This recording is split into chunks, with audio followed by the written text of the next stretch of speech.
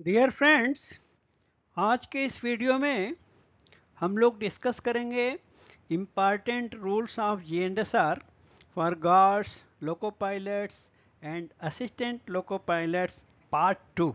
इसके पहले वीडियो में भी मैंने ये अपने लोको पायलट्स, गार्ड्स और असिस्टेंट लोको पायलट्स के लिए इम्पॉर्टेंट रूल को इकट्ठा करके एक वीडियो पार्ट 1 बनाया था। आज उसी का पार्ट 2 है। इसमें और भी रूल्स जो इम्पॉर्टेंट हैं, ऑफ कोर्स ये रनिंग स्टाफ के लिए ज़्यादा इम्पॉर्टेंट है, पर station master point of view और section controller point of view भी इम्पॉर्टेंट रहेंगे। Okay, so let us see one by one. यहाँ पे एक छोटा आप लोगों से अपील है, यदि मेरा कार्य आप सब लोगों को पसंद आ रहा है तो हमें प्रोत्साहन के लिए आप कुछ सपोर्ट कर सकते हैं वॉलेंटरली बेसिस पे। And for your support my Google पे, फ़ोन पे, Paytm number is 8309665781। This is on purely on voluntarily basis. Please support if you like the work and I will definitely continue. Thank you. यहाँ पे definition दिया है guard और loco pilot की। तो guard की डिफिनीशन है, guard means the railway servant in charge of A train and includes a brakeman or any other railway servant who may for the time being be performing the duties of a guard. So basically जो guard है वो train का in charge माना जाता है। Okay, और ये पहले तो ब्रेक्समैन की भी भर्ती होती थी, अब आजकल ब्रेकमैन नहीं होते हैं, गार्ड ही रहता है। पहले असिस्टेंट गार्ड और ब्रेकमैन भी रहते थे, तो इसलिए डिफिनीशन में उनका भी नाम डाला हुआ है। लेकिन गार्ड का मतलब है इंचार्ज ऑफ द ट्रेन, जो टाइम बीइंग के लिए ड्यूटी कर रहा है। और लोको पायलट की डिफिनीशन है, loco pilot means the loco pilot और any other competent railway servant for the time being in charge of driving a train. जो व्यक्ति ट्रेन को ड्राइव करने की जिम्मेदारी लिया है और ड्राइव कर रहा है, कोई भी कॉम्पिटेंट रेलवे सर्वेंट, बेसिकली उसे लोको पायलट कहा जाता है। ओके, देन नेक्स्ट देखेंगे इम्पॉर्टेंट रूल्स। GRSR 3.73। तो यहाँ पे गेट सिग्नल की बात हम लोग करेंगे, क्योंकि लोको पायलट्स, ALP और गार्ड के ड्यूटी में गेट सिग्नल और इसके आगे फिर IV सिग्नल आएगा। ये दोनों सिग्नल्स को ऑन में पार करने का रूल काफ़ी इम्पॉर्टेंट रहता है। ओके, फर्स्ट पॉइंट, लोको pilot shall give continuous whistle. और जो गेट, जब LC गेट अप्रोच कर रहे हैं तो व्हिसिल कोड रहता है इंटरमिटेंट लॉन्ग, यानी रुक रुक कर लंबी सीटी बजाना। Okay, and stop the train at the signal which is at on. क्योंकि गेट सिग्नल ऑन है तो वहाँ पे गाड़ी रोकना है और प्रिस्क्राइब्ड व्हिसिल कोड देना है। Number 2, if the gate signal is provided with G marker. यदि गेट सिग्नल में G मार्कर लगा है तो आपके मन में यहाँ पे आ रहा होगा, क्या ऐसा भी गेट सिग्नल होता है जहाँ पे G मार्कर नहीं होता है? जी हाँ, होता है, आपने ठीक समझा है। ऐसे भी गेट सिग्नल्स हैं जहाँ पे G मार्कर नहीं होता है। तो वो किस स्थिति में होता है? जैसे मान लीजिए कि कोई रेलवे क्रॉसिंग गेट है, उसके पहले कोई रेलवे का ब्रिज है, ये रिवर का ब्रिज है, कोई टनल है। तो ऐसी स्थिति में क्या है कि जब गेट सिग्नल पे रुकने के बाद, दिन में नियम है 1 मिनट रुकना है, रात में 2 मिनट रुकना है, और गेट सिग्नल पे G मार्कर लगा है और गेट सिग्नल के आगे ब्रिज है और ब्रिज के बाद गेट है, मान लीजिए LC गेट है, तो उसमें क्या होगा, लोको पायलट जाके गेट पर फिर रुकेगा, क्योंकि गेट सिग्नल ऑन था, मान लीजिए गेट खुला है। तो जब गेट पर जाके लेवल क्रॉसिंग पर लोको पायलट रुकेगा तो उस समय क्या है, अगर ये पैसेंजर ट्रेन है तो अनसेफ रहेगा। पैसेंजर्स वो डोर ओपन करके उतरने की कोशिश करते हैं ट्रेन रुकते ही, और इस स्थिति में वो ब्रिज में नीचे गिर सकते हैं, या टनल है तो वहाँ परेशानी हो सकती है। इसलिए ऐसा रूल लगाया गया है कि उस केस में G मार्कर नहीं रहेगा, और लोको पायलट जब G मार्कर नहीं है तो गेट सिग्नल पर ही रुका रहेगा, गेट तक नहीं जाएगा। अपना ट्रेन क्रू जाके और गेट को क्लोज करने को सुनिश्चित करेगा। फिर वहाँ से हैंड सिग्नल या वाकी टाकी के माध्यम से बात करके सीधा ट्रेन गेट को पार करेगी। ओके, तो ये आप मन में रख लीजिए।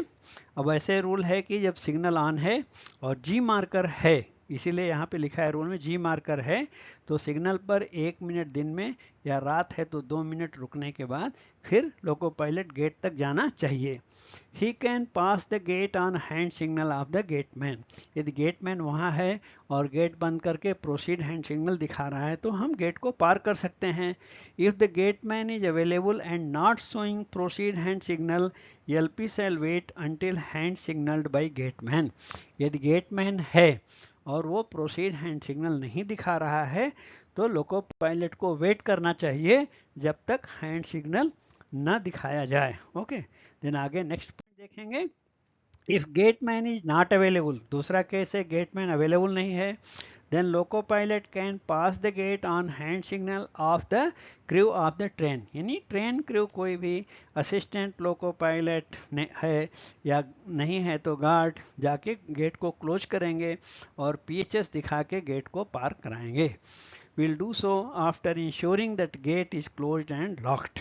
The next point, after passing the gate cautiously, stop and after reopening the gate by crew, start the train. यदि गेट मैन नहीं है तो गेट बंद करके ट्रेन पास करना चाहिए गेट को, फिर गेट को पार करने के बाद में फिर गाड़ी को रोकना चाहिए और फिर गेट को रोड ट्रैफिक के लिए ओपन कर देना चाहिए, फिर हमें आगे बढ़ना चाहिए। If gateman is not found, stop the train out of course at next station and report the matter to station master. यदि गेटमैन वहाँ उपलब्ध नहीं है तो ट्रेन के लोको पायलट को अगले स्टेशन पे गाड़ी को जरूर रोकिए, भले ही स्टॉपेज ना हो, और इसकी सूचना स्टेशन मास्टर को देना चाहिए। ओके, फिर आगे देखेंगे नेक्स्ट। फिर यहाँ पे देखेंगे next point, gate signal in automatic area. यदि ये गेट सिग्नल ऑटोमेटिक एरिया में है तो लोको पायलट को किन बातों का ध्यान रखना पड़ेगा। So gate signal in automatic signaling territory is identified by G marker in addition to illuminated A marker. Means जो गेट सिग्नल ऑटोमेटिक एरिया में होते हैं वहाँ पे जी मार्कर के साथ में एक इल्यूमिनेटेड ए मार्कर भी लगा रहता है। और इस इल्यूमिनेटेड ए मार्कर को मैं आपको एक्सप्लेन कर दूं कि ए मार्कर लगाने का मतलब क्या है। उसमें लाइट जलती है भीतर से और बहुत ब्राइट लाइट रहती है, व्हाइट लाइट आती है। तो यदि गेट बंद है, इसने गेटमैन ने गेट को बंद किया है तो ये ए मार्कर की बत्ती जलती रहती है, वो यानी ए मार्कर प्रदीप्त रहेगा, इल्यूमिनेटेड रहेगा। और मान लीजिए ए मार्कर की लाइट प्रदीप्त है, इल्यूमिनेटेड है, लेकिन ऊपर ऑटोमेटिक सिग्नल रेड लाइट दिखा रहा है, ऑन में है, तो loco pilot automatic signal at on का रूल फॉलो करेगा। मीन्स दिन में 1 मिनट, रात में 2 मिनट वेट करके आगे 15 बार 10 kmph के हिसाब से जा सकता है।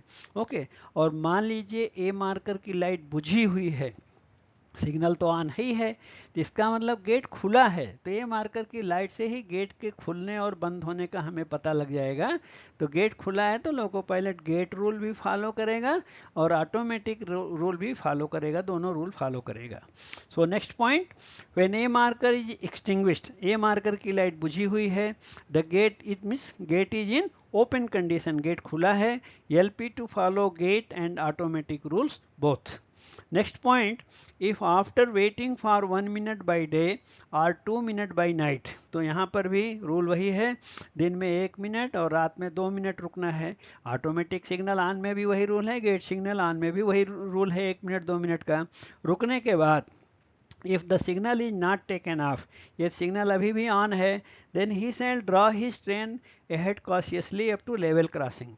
तो 1 या 2 मिनट के बाद फिर loco pilot level crossing gate तक जाएगा, यानी सिग्नल से आगे बढ़ेंगे गेट तक। सो नॉर्मली सिग्नल और गेट के बीच में लगभग 180 not less than 180 metre, 180 metre का डिस्टेंस रहता है, तो 1-2 मिनट वेट करके तब गेट पे जाना चाहिए। If gateman is available and exhibiting proceed hand signal, बाकी आगे का सेम गेट का रूल है कि यदि गेटमैन अवेलेबल है और वो प्रोसीड हैंड सिग्नल दिखा रहा है तो लोको पायलट गेट को सावधानी पूर्वक पार करना चाहिए। यहाँ सावधानी पूर्वक क्यों लिखा है? क्योंकि गेटमैन ने गेट देर में बंद किया है और लोको पायलट को सिग्नल ऑन में मिला था, इसलिए उसे सावधानी पूर्वक पार करना चाहिए। Okay, then next, if the gateman is not available, gateman यदि उपलब्ध नहीं है वहां पर, और is available but not exhibiting hand signal, या है और लेकिन हैंड सिग्नल नहीं दिखा रहा है, then stop in rear of the level crossing gate, तो लेवल क्रॉसिंग के जस्ट पहले रोक देंगे गाड़ी को। And after ascertaining that the gates are closed against road traffic and on getting proceed hand signal from gateman और train crew, तो gateman बंद करे या नहीं है तो हमारा ट्रेन क्रू कोई जाके बंद करेगा, और जब प्रोसीड हैंड सिग्नल दिखाएगा तब लोको पायलट को गेट को लेवल क्रॉसिंग को पार करना चाहिए। Loco pilot shall give one long whistle and proceed cautiously up to next stop signal, क्योंकि गेट तो बंद है लेकिन ऑटोमेटिक सिग्नल हमने ऑन में पार किया है। यदि ट्रेन क्रू गेट को बंद करेंगे तो हम पार करके ओपन भी करने की जिम्मेदारी है, यदि गेटमैन ने बंद करके पार कराया तो गेटमैन ओपन करेगा।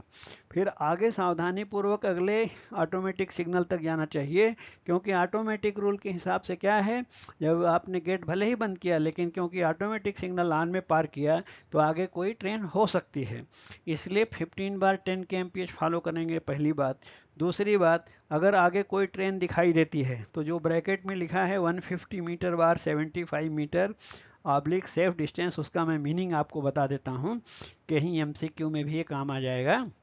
यदि नॉर्मल ट्रेन है और उसने ऑटोमेटिक सिग्नल ऑन में पार किया है गेट बंद करने के बाद, तो क्या करेंगे, आगे कोई ट्रेन दिखाई दी तो हम 150 मीटर पहले या 2 OHE मास्ट पहले लगभग ट्रेन को रोक लेना चाहिए।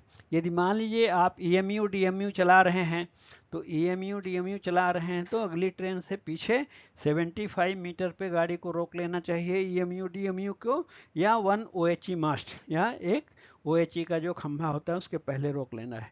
तीसरा जो सेफ डिस्टेंस का मीनिंग है कि यदि इमरजेंसी है जैसे एक्सीडेंट फ्लड ये सब कंडीशन है तो उस स्थिति में आगे कोई गाड़ी गई है तो आप और भी सुरक्षित दूरी पर जा सकते हैं नज़दीक, जहां से आपको आगे वाली गाड़ी का tail lamp tell board clearly दिखाई दे रहा हो। The next point, if the A marker is illuminated, ELP shall follow the rules of passing automatic signal at on. यदि मान लीजिए कि गेट सिग्नल की में ए मार्कर की बत्ती जल रही है, इसका मतलब गेट बंद है, गेट बंद है तो सिर्फ ऑटोमेटिक रूल फॉलो करेंगे, यानी 1 मिनट दिन में 2 मिनट रात में वेट करके 15 बार 10 kmph से आगे बढ़ना चाहिए। ओके, फिर आगे बढ़ने पे जो 150 मीटर 75 मीटर का ध्यान रखना चाहिए और अगले ऑटोमेटिक सिग्नल तक सावधानी पूर्वक जाना चाहिए। देन नेक्स्ट पॉइंट देखेंगे, gate signal interlocked with gate and points. ये जो ए और एजी मार्कर जो नया कंसेप्ट आया है, नॉर्मल ब्लॉक सेक्शन में जो गेट्स हैं तो वहाँ पे जी मार्कर और ऑटोमेटिक में इल्यूमिनेटेड ए मार्कर रहता है, लेकिन जो गेट स्टेशन के पास हैं जहाँ पॉइंट्स भी है तो ये नया रूल आया है अमेंडमेंट के बाद में, तो ए और एजी मार्कर का हमने वीडियो भी एक सेपरेट बनाया है, उसका लिंक मैं नीचे कमेंट में डाल दूंगा, उसको भी आप देख लीजिएगा separate.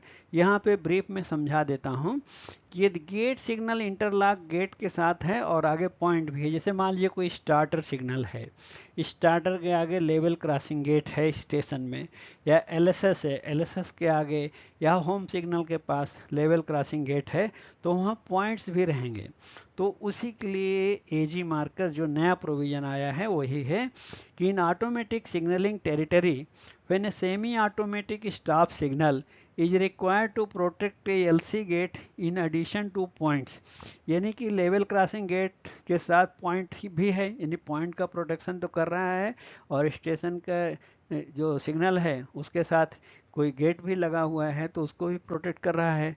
Then the signal shall be provided with an illuminated AG marker in addition to illuminated A marker. तो नए अमेंडमेंट के अनुसार ऐसे सिग्नलों में इल्यूमिनेटेड ए मार्कर के साथ इल्यूमिनेटेड एजी मार्कर भी रहेगा, तो उसका जो मीनिंग है आगे मैं आपको समझा देता हूं, और इसका अलग से जो वीडियो है उसका भी लिंक दे रहा हूं, उसको भी देखिएगा आप लोग। When only A marker is lit, यदि इस गेट सिग्नल में सिर्फ ए मार्कर जल रहा है, वो बेस्ट कंडीशन है लोको पायलट के लिए। Then the LC gate is secured against road traffic and points are correctly set for main line.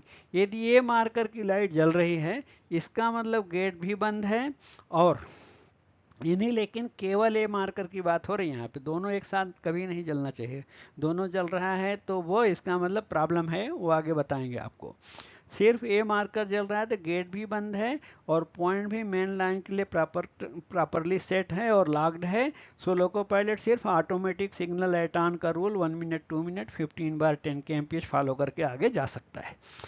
When only AG marker is lit, जब मान लीजिए, जब अकेले का ध्यान रखिए, या तो ए मार्कर अकेले जल रहा है या एजी मार्कर जल रहा है, दोनों नहीं। यदि एजी मार्कर अकेला जल रहा है, it means LC gate is either open to road traffic और has failed.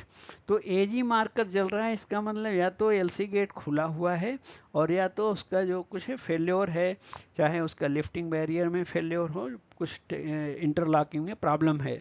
But points are correctly set for main line. लेकिन एजी मार्कर क्योंकि अकेला जल रहा है, वो बता रहा है कि पॉइंट मेन लाइन के लिए करेक्ट सेट है और लॉक है। Then loco pilot to follow gate and automatic rule, तो लोको पायलट गेट बंद करा के और ऑटोमेटिक रूल को फॉलो करते हुए आगे जा सकता है। ओके, तो सिर्फ ए मार्कर जले तो बेस्ट और अकेला एजी मार्कर जले तो ठीक है, नेक्स्ट वो भी ठीक है, गेट बंद करा के ऑटोमेटिक रूल फॉलो करके हम जा सकते हैं। नेक्स्ट पॉइंट देखिएगा, वही इंपॉर्टेंट है। If A and AG markers are extinguished, यानी दोनों भी नहीं जल रहे हैं, it means points are not correctly secured for the route और हैव फेल्ड, यानी दोनों बुझे हैं। इसका मतलब पहला बात तो है कि पॉइंट ही फेल हो गया है इर्रेस्पेक्टिव। और गेट के बारे में कोई भी, गेट बंद हो सकता है, गेट खुला भी हो सकता है, दोनों लाइट बुझी है, लेकिन पॉइंट फेल है तो गाड़ी आगे नहीं बढ़ना चाहिए। And signal shall be deemed to work as a manual stop signal, तो उससे सेमी ऑटोमेटिक सिग्नल को मैनुअल सिग्नल मानना है। And loco pilot shall pass only on assumption of off, या तो सिग्नल ऑफ होने के बाद गाड़ी आगे बढ़ेगी या रिटेन अथॉरिटी T3693B और PHS स्टेशन मास्टर के द्वारा दिया जाएगा, तभी ट्रेन आगे बढ़ेगी। यानी दोनों ए और एजी दोनों बुझे हैं तो लोग सिग्नल को खराब मान के आपको वेट करना है। ओके, ऐसा अथॉरिटी देगा या सिग्नल ऑफ करेगा, क्लियर रखना है दिमाग में। The next point, A and AG markers are not to lit together, दोनों साथ में बुझना है तो भी मैनुअल हो गया, फेल है सिग्नल, और दोनों एक साथ जल रहे हैं तो भी गलत है, वो प्रॉब्लम है, दोनों एक साथ नहीं जलना चाहिए। In case A and AG markers are lit together, यदि दोनों एक साथ जल रहे हैं, signal shall be deemed to work as a manual stop signal and LP shall pass only on assumption of opposition. तो इस स्थिति में भी लोको पायलट सिग्नल पे वेट करेगा, या तो सिग्नल ऑफ किया जाएगा या T3693B and proceed hand signal मिलेगा, तभी हम जा सकते हैं। सो दोनों एक साथ जलना या दोनों एक साथ बुझना अनसेफ है, सिग्नल फेल्योर मान के आप वेट करना चाहिए। ओके, फिर आगे देखेंगे नेक्स्ट। अब आईवी सिग्नल की बात है यहाँ पे, SR 3.75, ये SR साउथ सेंट्रल रेलवे का है, ये ध्यान रखिएगा आप लोग। दूसरे जोन में भी सेम रहेगा, फिर भी अपने यहाँ से एक बार कंफर्म तो अवश्य आपको करना चाहिए।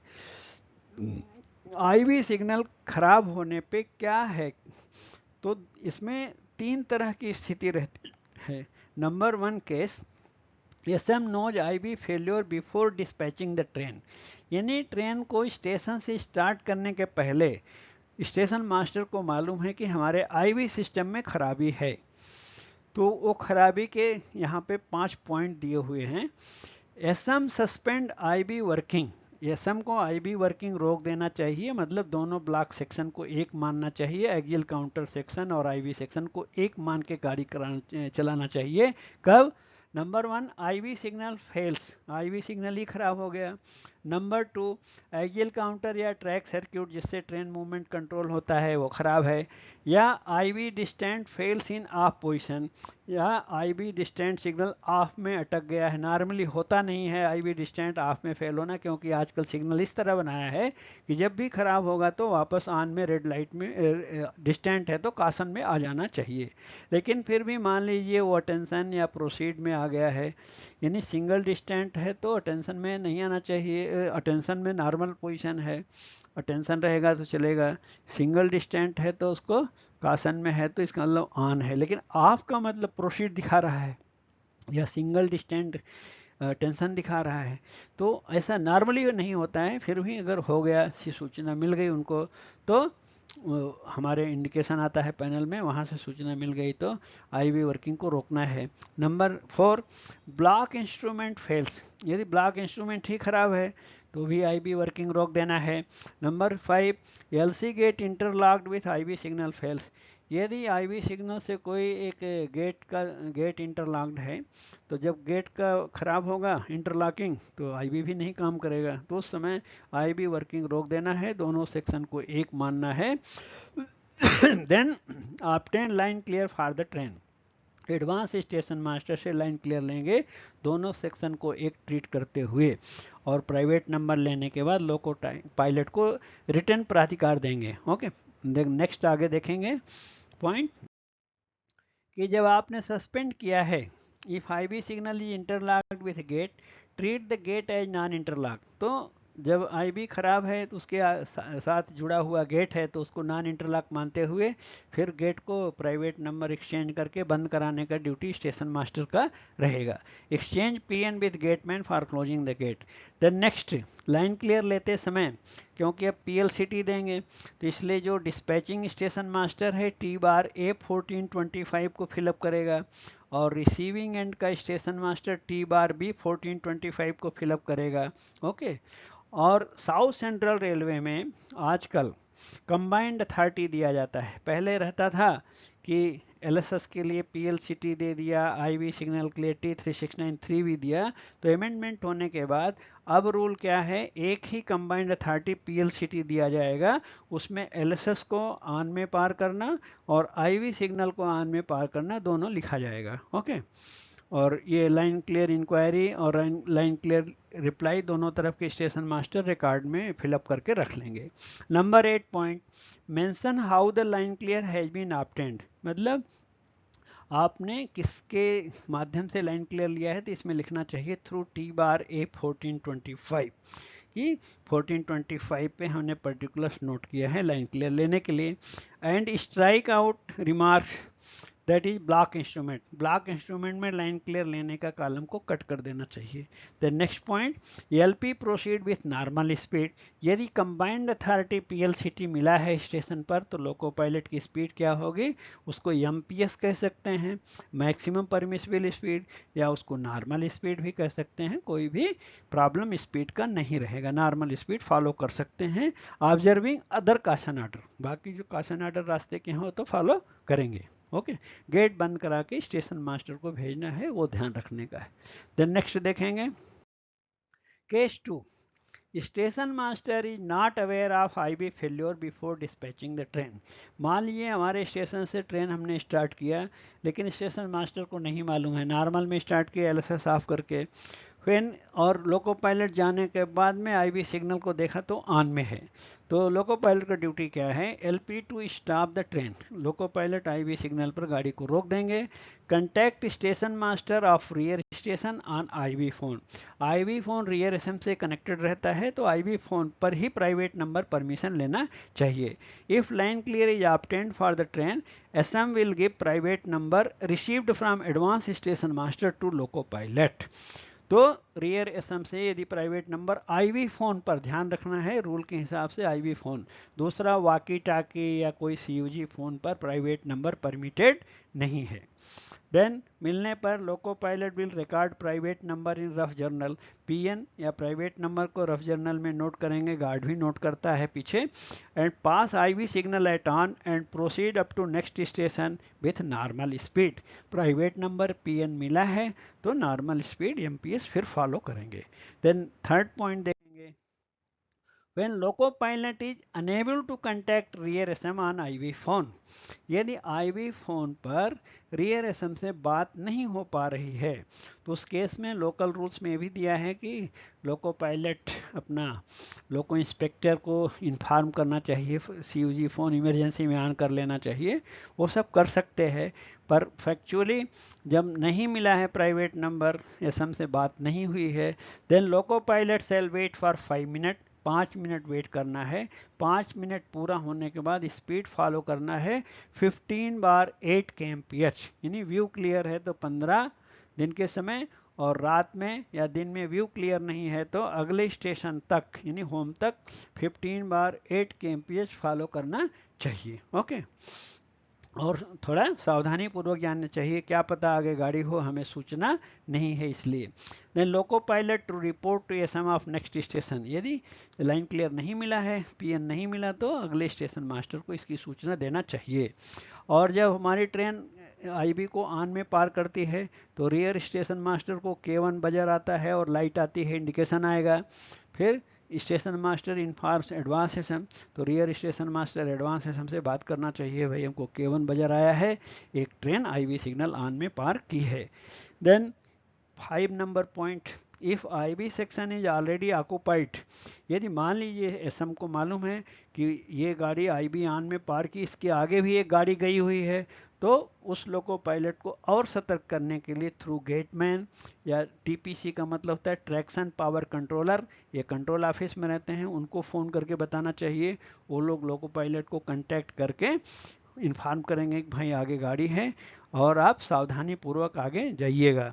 और issue of caution order to the train coming in other direction, या यदि इन माध्यमों से सूचना नहीं दे पाए तो अपोजिट डायरेक्शन से कोई लोको पायलट आ रहा है तो उसको कॉशन ऑर्डर देके वो लोग फ्लैशर लाइट ऑन करके इस लोको पायलट को सूचित करेंगे कि भाई आईबी सेक्शन में ऑलरेडी एक गाड़ी है। फिर आगे देखेंगे next point.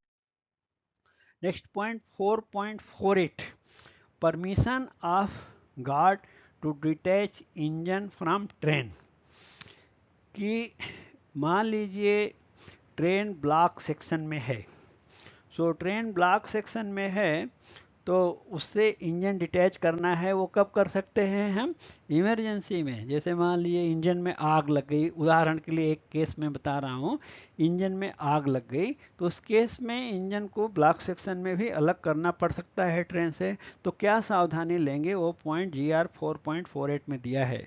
When a train has been brought to a stand outside station limits or anywhere on a gradient, grade का मतलब होता है gradient, loco pilot shall not detach his engine from train without permission of guard, who before giving such permission shall satisfy himself that the van brakes, means brake van को van brakes बोला है, have been put on securely and take such other measures as may be necessary और prescribed by special instructions. तो इसका मतलब gradient पे गाड़ी रुकी है ब्लॉक सेक्शन में तो इंजन तब तक डिटैच नहीं करेंगे जब तक गार्ड की परमिशन ना हो और पीछे ब्रेक बेंच सिक्योर ना हो गया हो, स्किड्स और वेजेज ना लगा दिए गए हों। Okay, provided that detaching of engine from train in such cases में be prohibited all together under special instructions wherever considered necessary in the interest of safety। और स्पेशल इंस्ट्रक्शन जो जोनल अथराइज्ड ऑफिसर के द्वारा जारी किए जाते हैं तो उसमें इंजन को अलग करना एकदम से टोटली भी मना किया जा सकता है सेफ्टी रीजन से। तो ये GR है। आगे SR देखेंगे हम लोग। नेक्स्ट SR 4.48.1 में दिया है, the engine of A train carrying passenger shall not be detached outside station limits accept in emergency. तो SR में बोल रहा है, साउथ सेंट्रल रेलवे का SR है ये, कि ब्लॉक सेक्शन में इंजन तभी अटैच किया जाएगा जब कोई इमरजेंसी है, अदरवाइज नहीं डिटैच किया जाएगा। तो उदाहरण के लिए हमने बताया आपको एक इमरजेंसी है, इंजन में फायर की इमरजेंसी ऐसी हो सकती है। Then next point, if it is required to be detached in an emergency, the following precautions shall be taken। यदि इमरजेंसी में किसी ट्रेन से इंजन अलग करना है तो ये निम्न प्रिकॉशन लेना है। Number 1, hand brakes of all brake vans, brake van पीछे है, मान लीजिए कि पैसेंजर ट्रेन है तो उसमें आगे भी SLR रहता है, तो उसमें पूरा हैंड ब्रेक अप्लाई करना चाहिए। Number 2, the skids wedges shall be securely jammed under the further most fields of the rake in the direction of the falling gradient, और ढाल की तरफ स्किड वेजेज को लगा के एकदम जाम कर देना चाहिए। Then next, the interval from the time the engine is detached and the time it is again attached to the trains shall not exceed 45 minutes। ये पैसेंजर कैरिंग ट्रेन के लिए बोल रहे हैं कि यदि पैसेंजर कैरिंग ट्रेन का engine block section में इमरजेंसी में अलग किया गया है, गुड्स ट्रेन के लिए ये अप्लीकेबल नहीं है। तो MCQ के लिए ध्यान रखिएगा कि पैसेंजर ट्रेन का लोको यदि ब्लॉक सेक्शन में इमरजेंसी में अलग किया गया तो नया लोको 45 मिनट के भीतर अटैच हो जाना चाहिए, क्योंकि ज़्यादा देर तक रेक अगर कोई ब्लॉक सेक्शन में ग्रेडियंट पर है तो हो सकता है ज़्यादा देर रहने की वजह से उसका प्रेशर सब लीक कर जाएगा और ब्रेक फेल हो सकती है। Then next, SR 4.48.2, if it is required to detach the engine of a goods train, यहाँ गुड्स ट्रेन की बात कर रहे हैं, यदि गुड्स ट्रेन का इंजन इमरजेंसी में ब्लॉक सेक्शन में अलग करना पड़ा और वहाँ पे ग्रेडियंट नॉट स्टीपर देन 1/600, यानी ग्रेडियंट कम है, 1/600 से कम का मतलब 1/700, 1/800 ऐसा ग्रेडियंट है, तो कितना हैंड ब्रेक अप्लाई करना है, ब्रेक बैंड प्लस 18 वैगन्स का हैंड ब्रेक अप्लाई करना चाहिए। The next point, if the gradient is steeper than 1/600, the guard shall apply the hand brakes of the brake van and also the hand brake of all vehicles on the train। यदि block section में 1/600 या उससे ज़्यादा steeper है, 1/500, 1/400, 1/300 ऐसा gradient है, तो skids wages A9 SA9 के साथ में ब्रेक बैंड प्लस ऑल वैगन्स का हैंड ब्रेक लगाना चाहिए। तो MCQ के लिए भी ये दोनों पॉइंट इंपॉर्टेंट है, नॉट स्टीपर देन 1/600 और दूसरा स्टीपर देन 1/600 का ग्रेडियंट का। देन आगे देखेंगे next point, SR 4.48.3, loco pilot should apply the train brake A9 to ensure that brakes are holding effectively on the wheels of the coaches wagons before allowing detaching the loco in any case। और कभी भी लोको को बाहर निकालना, detach करने के पहले A9 अच्छी तरह से लगा देना चाहिए, और जो हमारे ट्रेन क्रू है वो लोग चेक करना चाहिए कि ब्रेक्स अच्छी तरह अप्लाई हो गया है। देन नेक्स्ट है GR 4.49, starting and stopping of train.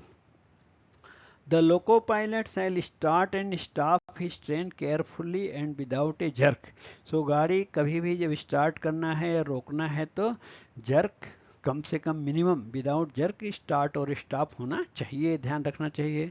Then आगे देखेंगे next 4.49.1, LP shall enter station yard with his train under complete control and avoid overshooting stop boards or starter signal or the place where the train is required to come to stand।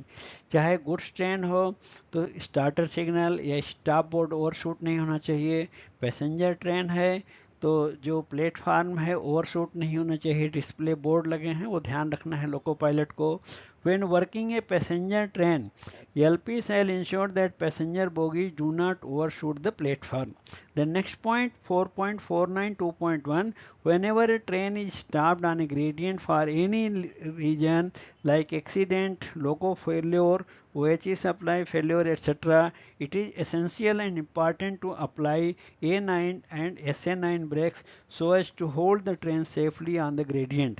Gradient पे कभी भी train रुक जाती है तो A9 SA9 अवश्य लगा लेना चाहिए। यानी A9 का मतलब होता है ट्रेन ब्रेक या फॉर्मेशन ब्रेक, SA9 का मतलब होता है लोको ब्रेक। ओके, फिर आगे देखेंगे next 4.49.2.2, the guard of the train has to be verify application of train brakes by observing the drop in the BP pressure gauge provided in the SLR or brake van. So guard जब हम A9 को loco pilot apply करता है तो BP pressure gauge में जो SLR brake बैंड में ड्रॉप होता है वहां से क्रॉस वेरीफाई करना चाहिए. In case the brakes have not been applied, God will communicate with loco pilot and find out the reason for non-application of train brakes. In case assistance is required by loco pilot, the God will apply the train brakes by operation of God's emergency brake valve provided in the SLR or brake van. फिर loco pilot से बातचीत करके कोई दिक्कत है तो guard भी पीछे से ब्रेक को अप्लाई करने में हेल्प कर सकता है. देन नेक्स्ट देखेंगे 4.57. ये इंपॉर्टेंट रूल है GR 4.57 और उसके नीचे SR दिए हैं 3-4 पॉइंट हैं कि यदि ट्रेन स्टेशन में है और हमें इंजन डिटैच करना है, जैसे मान लीजिए शंटिंग पर्पज के लिए इंजन अलग किया है फॉर्मेशन से, या इंजन रिवर्सिंग किया है, पावर इंटरसेप्शन कर रहे हैं या रिमार्शलिंग कर रहे हैं, तो उस समय कितना हैंड ब्रेक लगाना चाहिए उसका रूल है. Whenever a train has been brought to stand and it is necessary for the engine with or without vehicles to be detached from the rest of the train, the guard shall, before the train is uncoupled, satisfy himself that the van brakes have been put on securely and take such other measures as may be prescribed by special instruction. तो यहाँ पे GR में लिख रहे हैं कि special instruction के हिसाब से प्रिकॉशन लेना चाहिए इंजन को स्टेशन में अलग करते समय. सॉरी.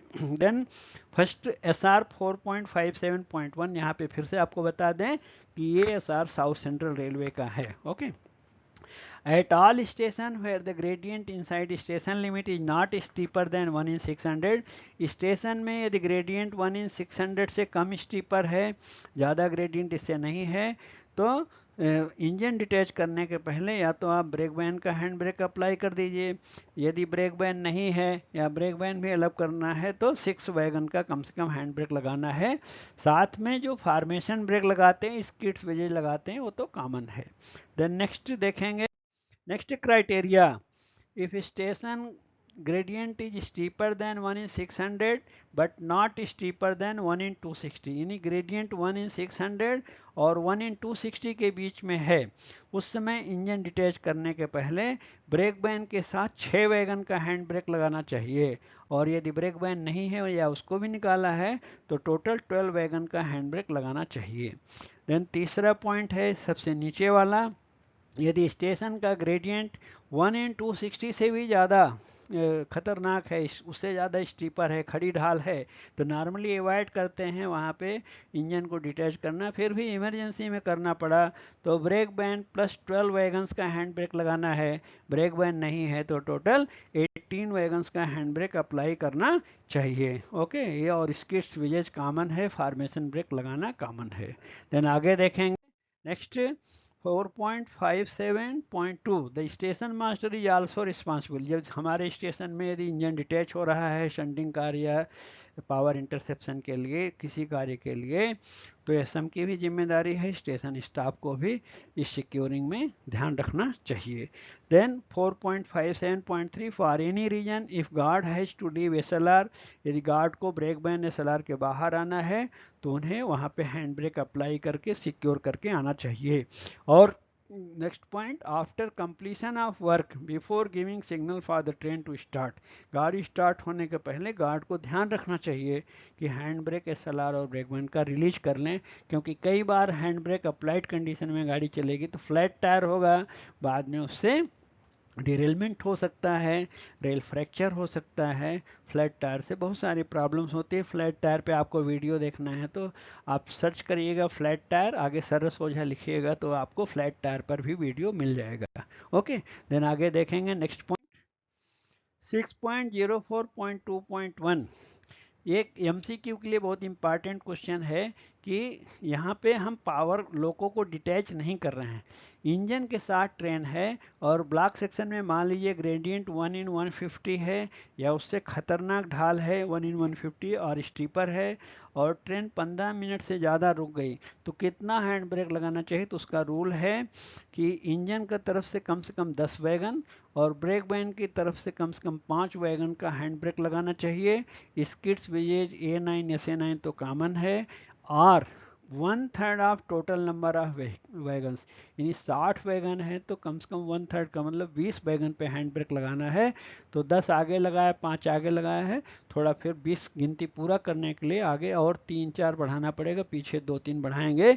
तो इसका रूल ये है कि मिनिमम 10 फ्रॉम लोको और एंड आर नहीं, minimum 10 from loco end 5 from brake बैंड, ब्रेक बैंड का तो लगाया hand brake plus 5 wagon brake बैंड की तरफ, or 1/3 of total number of wagon which ever is more, जिसकी गिनती ज़्यादा हो। ओके, फिर आगे देखेंगे next point. On goods train, handbrakes of at least 1/3 of wagons in train or 10 wagons behind the engine and 5 wagons inside brake van, whichever is more shall be pin down, यानी pin down का मतलब तो hand brake लगाना उतना जरूरी है। Then next point SR 6.04 2.2, when train is to start proper air pressure machine, जब मान लीजिए कि इसके बाद ट्रेन रुकने के बाद प्रॉब्लम हमारी सॉल्व हो गई, स्टार्ट करना है तो प्रेशर पूरा फुल रिचार्ज करना है, स्कॉच ब्लॉक्स वेजेस सब लगाना है, जहाँ जहाँ हैंड ब्रेक लगाया पूरा रिलीज करना है, उसके बाद ट्रेन स्टार्ट सेफली करना चाहिए।